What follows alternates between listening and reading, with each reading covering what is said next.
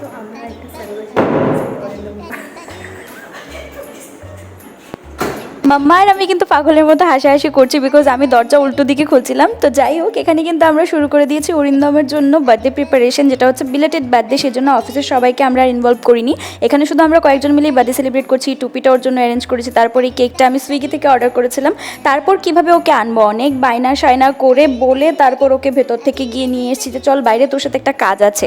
সে বলে নিয়ে এসে ও তো অবাক হয়ে গেছে যে আরে এখানে বাইরে কি হচ্ছে, আমার জন্য বার্থডে সারপ্রাইজ করেছে ওরা। মানে ও লিটারেলি পুরো স্ট্রেঞ্জ হয়ে গেছে। তারপর ওকে টেনে টেনে মাঝখানে নিয়ে আসলাম। এবার মামা বলছে টুপিটা তোকে পরতেই হবে, বাট ও মানা করছে যে টুপি ও পরবেই না। তারপর আর কি, আমাদের জেদের সামনে কি আর কেউ টিকতে পারে। তারপর ও কেকটা কিন্তু কেটেছে টুপিটা পরেই।